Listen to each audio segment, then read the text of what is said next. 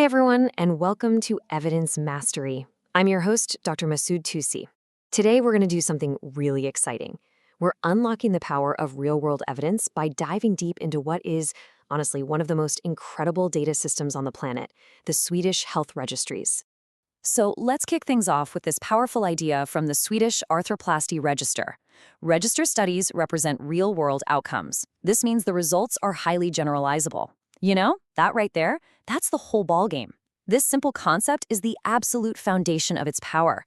It's what makes the entire system so incredibly valuable. The results aren't just from a lab, they're from real life, which means they apply to, well, real life. And that really begs the big question, doesn't it? How on earth did Sweden manage to create this world-leading ecosystem for medical research? Well, it's a fascinating story of foresight, incredible structure, and, believe it or not, one single unifying key that connects absolutely everything. Okay, so here's the secret sauce, the absolute key to the whole thing. It all comes down to something called the Personal Identity Number, or PIN for short. And let me be clear, this isn't just an important element, it is the single most critical piece of the puzzle that makes this entire system tick. So what is it? Well, the PIN is a unique 10-digit number. But the crucial part? It's been given to every single resident in Sweden since way back in 1947. Doesn't matter if you were born there or emigrated. From day one, you get this number and it stays with you for your entire life. And this is where its power really comes from. Think about it in 3 steps. 1, you get this unique PIN for life. 2, basically every important health and life event gets recorded and tagged with that PIN. And 3, this is the magic part, that PIN acts like a master key, letting researchers seamlessly link up data from totally different sources, following a person's entire journey through life. The result? It's pretty extraordinary. You're looking at virtually 100% coverage of an entire population's history with their healthcare system. This is a game changer. It just wipes out so many of the selection biases you find in other data sets. What you're left with is a data landscape for research that is, frankly, almost unmatched anywhere else in the world. So we've established that the PIN is the key. But what exactly does it unlock? Well, it opens the door to this huge, sprawling ecosystem of registries. It's like a rich tapestry of high-quality data that stretches back for decades. And we can kind of break this ecosystem down into 3 main types. You've got your big national governing registers. Think population stats, socioeconomic data.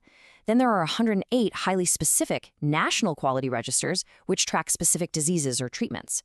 And finally, you have these dedicated research databases and cohorts, like the famous Swedish Twin Registry. Now, take a look at this table. This is where you really start to grasp the incredible historical depth we're dealing with. The Swedish Twin Registry, it goes all the way back to 1886. The cause of death registry has bits of data stretching back to 1749.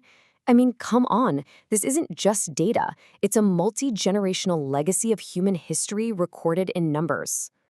And that historical depth is just so powerful. It means researchers can follow entire populations, not just for a few years or even a few decades. We're talking about tracking health trends and outcomes across multiple generations. It's absolutely mind-boggling. Okay, but let's address the elephant in the room. Having this much data on everyone, that's a huge responsibility, right? It brings up some really important questions about ethics and governance. So, how does Sweden make sure this incredible resource is used responsibly? Well, it all starts with a super robust legal framework. You've got the big one, Europe's GDPR, of course.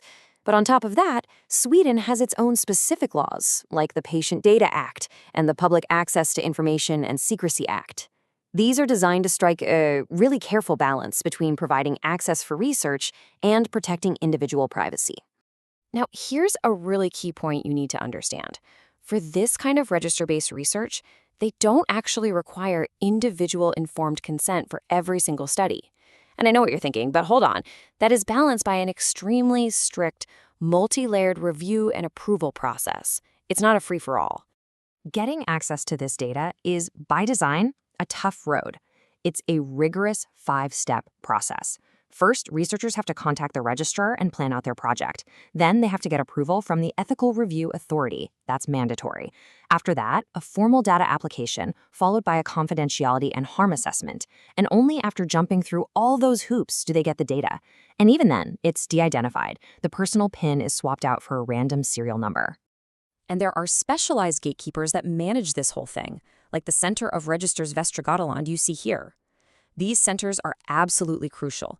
They handle the complex application process, they act as the bridge between the scientists and the data, and it's their job to make sure every single request meets those super strict legal and ethical standards before one bit of data is released.